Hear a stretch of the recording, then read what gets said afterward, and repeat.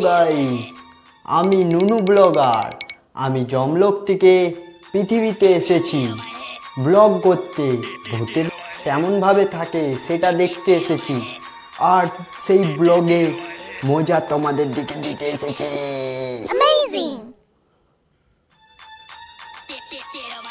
আশেপাশে তো ভূত দেখতে পাচ্ছি না। হ্যাঁ, দেখতে পেয়ে গেছি গাইস, ওই যে একটা ভূত। চলো ওই ভূতের সাথে ব্লগ করা যাক। একা একা বসে বসে আর ভাল লাগছে না। যাক, তবে একটা গান ধরা যাক। বন্ধু বন্ধু নাড় আপনজন আপনজন নাড়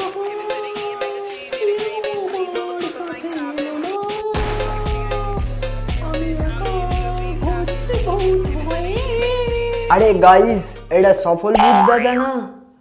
হ্যাঁ, আমি ঠিকই দেখছি, এটাই সেই সফল ভূত দাদা, যেই দাদা আমাদের একটা ভিডিও পোস্ট করে খুব ভাইরাল হয়েছিল।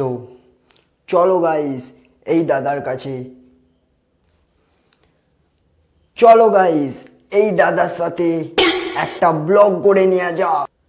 তো গাইস, আমরা সফল ভূত দাদার কাছে চলে। जान ना पहचान तू मेरा मेहमान के है तुम्ही আরে দাদা, আমি নুনু।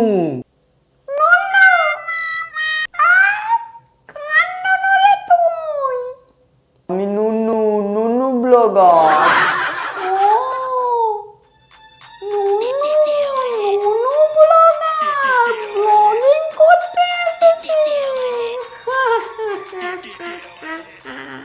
তো ক্যামেরাটা চালু করো। নমস্কার, আমি সফল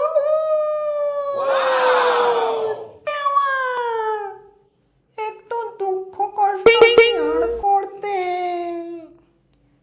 আমার বন্ধু ব্লগার নুনু ব্লগার এর সাথে ভিডিওতে সুর थोड़ा যাক।